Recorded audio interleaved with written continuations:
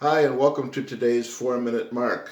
We are still in Mark chapter 5 and still talking about the healing of the demon-possessed man, the man who had a legion of demons in him.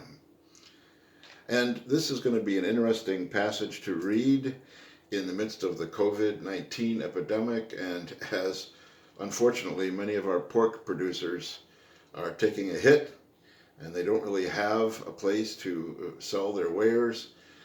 So we read this. A large herd of pigs was feeding on the nearby hillside. The demons begged Jesus, "Send us among the pigs, allow us to go into them." He gave them permission, and the evil spirits came out and went into the pigs. The herd, about 2,000 in number, rushed down the steep bank into the lake and were drowned. A couple things to say about this particular passage. One is, as we've said before, demons, Satan, their goal is destruction.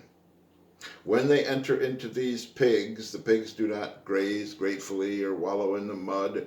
They rush down and are killed and drowned. Demons are always out to destroy you, no matter what they try to say, no matter how they try to sugarcoat the temptation, they are out to destroy you.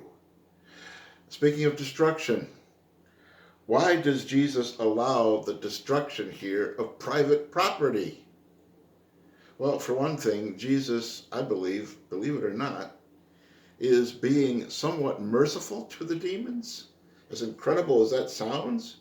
Remember, they said, "Don't send us out of the region," and we said yesterday that basically can be translated, comparing it with one of the other Gospels, into "Do not send us into the abyss," okay, the jail. The place of isolation and torment. Don't send us there. So Jesus allows them to go into the pigs. Showing mercy to demons? I don't know, but that's what it kind of seems like. Also, I believe Jesus is making the point that the life of this one man who had been tormented by these demons was worth more than 2,000 pigs. And I know in our agricultural area, that is hard to believe. And many of you are having a hard time right now, and I understand that.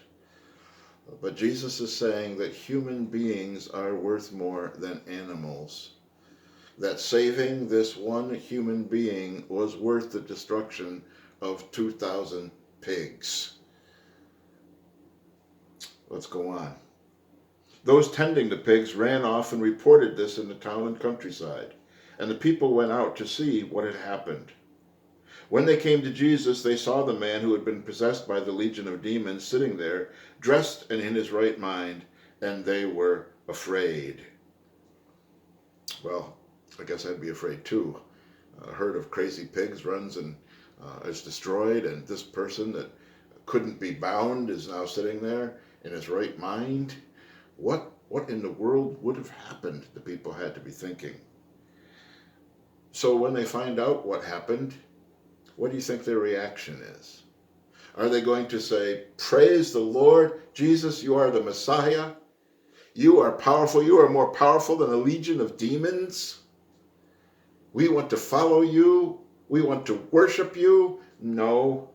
Verse 17, then the people began to plead with Jesus to leave their region. And I see we're out of time, but I want to talk more about this tomorrow.